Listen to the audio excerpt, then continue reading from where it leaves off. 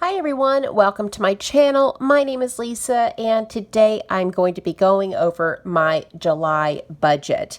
So as usual, I am still using the Clever Fox dotted notebook. I have mine in this pretty teal color. You could find these on Amazon. They are really inexpensive. And just as usual, I went ahead and wrote down all my categories to save a little bit of time. Now, I've noticed that I have quite a few new subscribers to my channel, and so I thought I would just take a minute to, for those of you who are new, tell you a little bit about myself. I am in my late 40s. I have twins that are 24 years old. My son is getting married later this month, and my daughter is currently in physician assistant school. Now, my daughter and I live together, and I am supporting both of us on right at $50,000 per year. I cover all of our household expenses. I cover all of our food, household, toiletries, all that good stuff. So my income covers the cost for two people. Now, my daughter did save quite a bit of money before she started PA school, so she covers her own gas, she covers her own spending money. She also covers the cost of her fur babies. She's got two cats. I have a cat and a dog. So for those of you who are new, I just wanted to tell you a little bit about me and my situation here. Now, again, this is a July budget that we're about to go over, and we'll start with my income. So like I said, I am paid right at $50,000 a year. I'm paid bi-weekly, but I do like to do a monthly budget because it helps me stay motivated when I know how much my potential savings is going to be if I stick to my plan, or if I can come, under budget in some categories. I am debt free. I paid off a little over $70,000 in total in 3 years, and I did that by being extremely frugal. All right, so back to the budget. Again, this is for July, and we'll start with my income. And my take-home monthly income is $3,054. And then I've got my expenses split up, so I have fixed expenses, cash expenses, and then my sinking funds, and then we'll go on to savings. So my fixed expenses, the first is my rent. Now, I do rent a house from my children's father, so I do get the ex-wife discount, so my rent is a heck of a lot lower than if I were renting a two-bedroom apartment or renting a house from anybody else. And the monthly rent is $500. Then we have electricity, and I budget about $150 a month for electricity. Now, this house is all electric. We don't have propane or gas of any kind. Then we do have a water bill, and it typically runs about $30, so we'll budget $30 again for this month. Then we have the trash bill, and the trash bill runs about $25 a month. So $25 for trash. Then we have internet expenses, and those are $92 for the month. And then we also have a really good sized yard here that has to be mowed and weeded. So far with the weather we've had to mow about every other week. So I'm going to budget $140 for the month. Because of the size of the yard and the fact that it is kind of on a hill, it costs right at $70 to have it mowed and weed eated. And I am guessing I'll probably have to have it done twice this month. Then I have renter's insurance, and my renter's insurance is $50 a month. And I've had a lot of comments recently about how high my renter's insurance is, and there are a lot of factors that go into, how much your renter's insurance costs. We are in a mobile home, and from what I understand, the cost to insure mobile homes are a lot higher than like a regular sticks and bricks house. Has to do with how easy they are to break into. If there was ever, a fire or, flood of any kind, usually they're probably going to be a total loss, or it would take a really lot to, it would take a lot to fix and or replace. So that is, I'm sure, most of the reason why it is so high, in addition to the area that we're in. So then we have an Apple bill, and this is a combination of storage and Apple, I think it's called Apple One, where we get Apple TV and unlimited downloads on music, and the total is $23. And then one thing to notice is that I don't have my car insurance listed.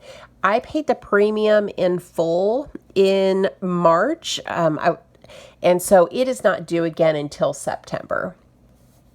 Then I have a cell phone through AT&T, and it is $43 a month. Disney Plus for the grandbabies, and Disney is $8 a month. Then we have Netflix, and Netflix is $18 a month.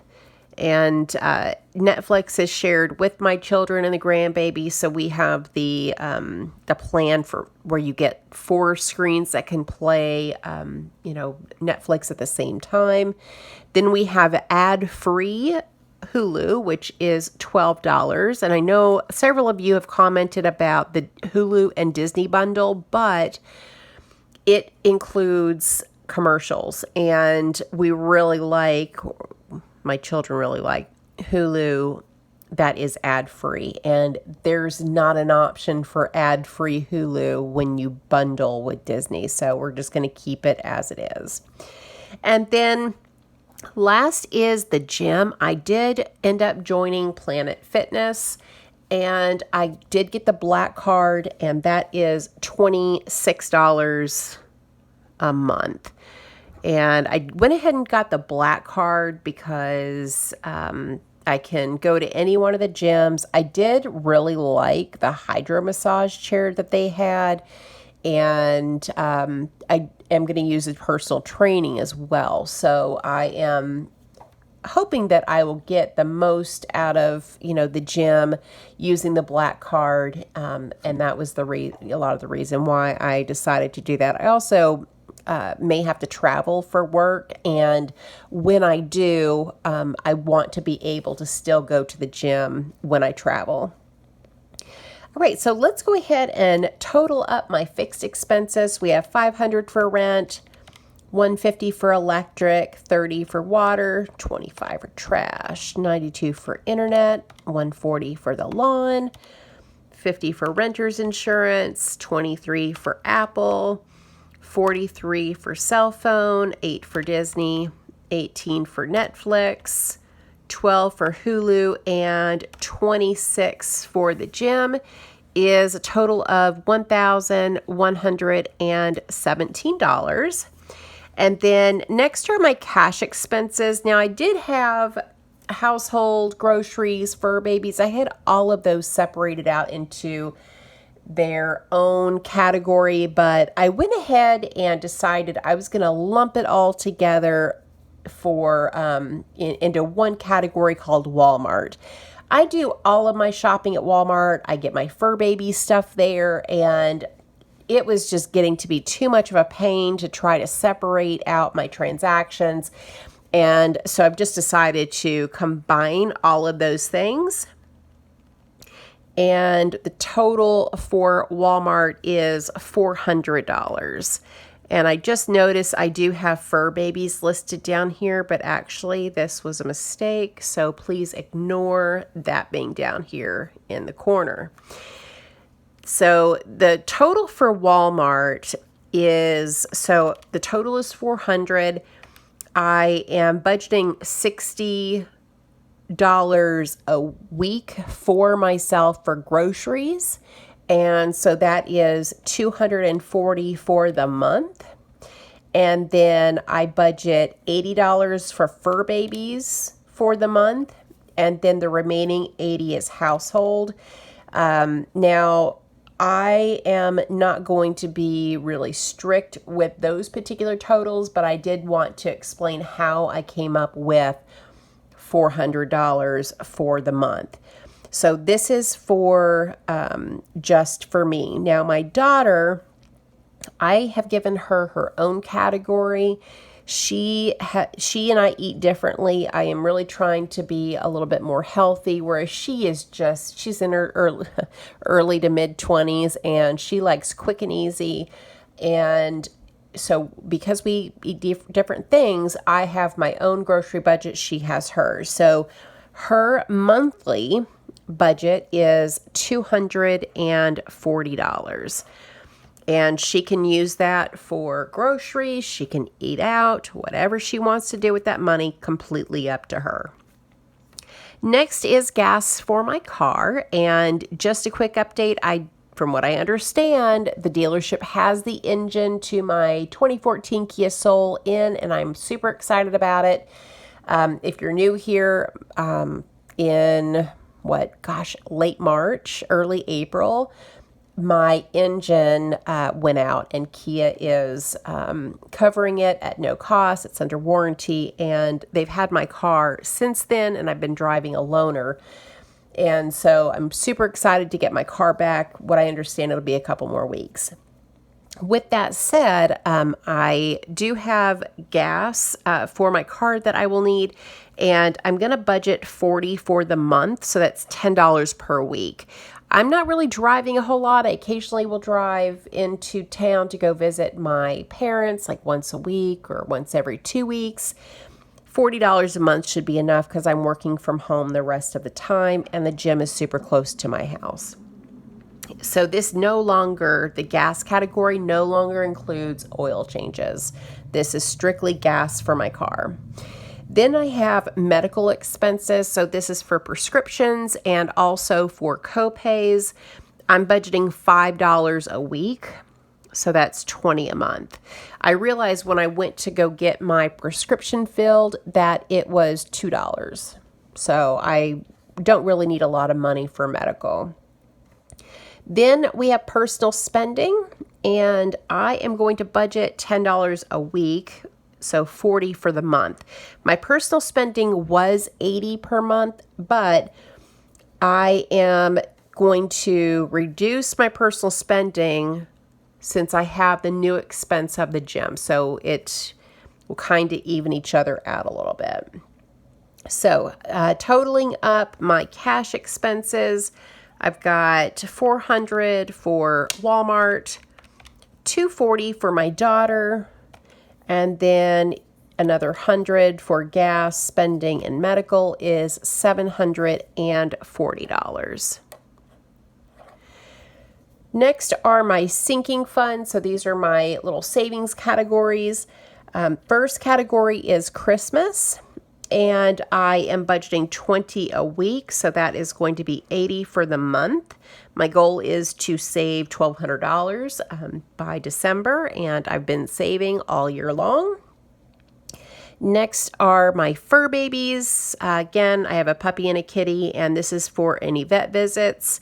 And this is going to include their nail trims, and my little Chihuahua, he gets his little booty glands expressed every 6 weeks or so. And so this was $80, but I'm increasing it to $100. Then we have car maintenance, and that was $80 a month, but I am increasing that to $100. And car maintenance will include the oil changes that I had been, setting aside in my gas category. So that was the reason for the increase in car maintenance. And then last sinking fund is for a new phone. I am saving to buy a new iPhone. And I am going to budget $80. That's $20 per week. So my total sinking funds is $360.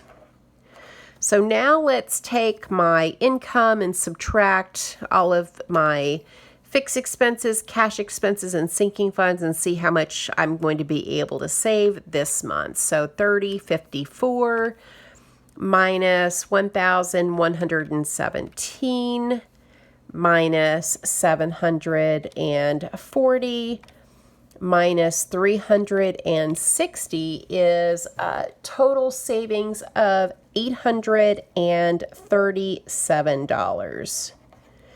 You know, the last couple videos I have mentioned, I was like, gosh, I really wish my savings was a lot more. But in reality, and I don't know why I didn't think of this before, but sinking funds are savings.